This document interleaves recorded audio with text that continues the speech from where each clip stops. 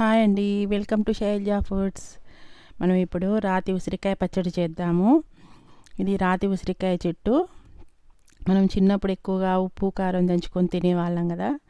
ఇప్పుడు పచ్చడి చేద్దాం. ముందుగా ఉసిరికాయలు కడిగి పెట్టుకొని, నేను కొంచెమే తీసుకున్నానండి ట్రై చేయడానికి.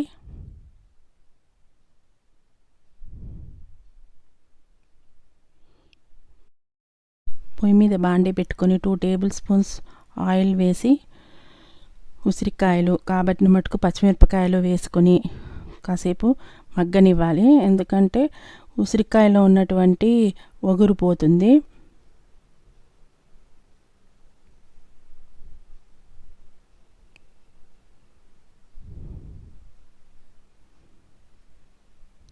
కాసేపు వేయించాక మూత పెట్టుకుంటే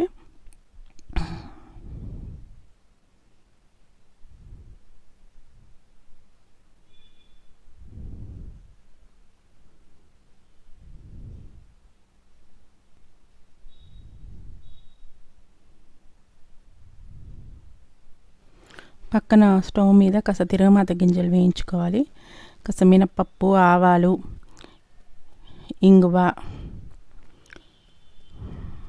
ఒక 1 టేబుల్ స్పూన్ ఆవాలు, ఒక 2 టేబుల్ స్పూన్ మినపప్పు,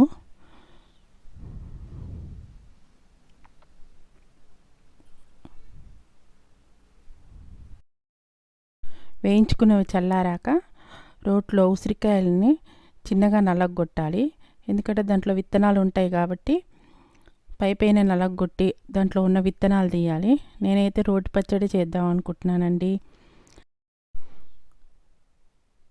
ఎందుకంటే ఈ ఉసిరికాయల విత్తనాలు ఉంటాయి కదా, అవి నలిగిపోతాయి మిక్సీలో వేస్తే. అందుకని రోట్లోనే దంచడానికి సులువుగా ఉంటుంది.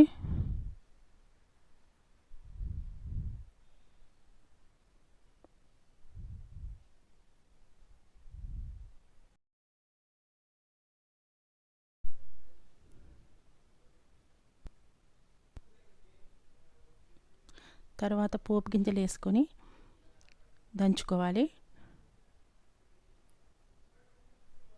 అవి కొంచెం మెత్తగా అయినాక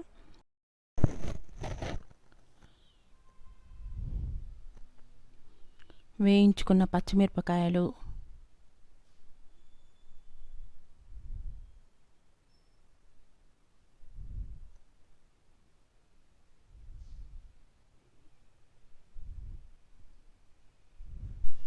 కొంచెం చింతపండు, బెల్లం. ఎందుకంటే ఉసిరికాయ పచ్చడి ఒగురుగా ఉంటుంది కదా, అందుకని కొంచెం రుచిగా కూడా ఉంటుంది. బెల్లం వేస్తే బాగా ఇవి దంచుకున్నాక ఈ ముద్ద కూడా దాంట్లో వేసి తిరగమాత పెట్టుకుంటే నోరూరించి ఉసిరికాయ పచ్చడి రెడీ.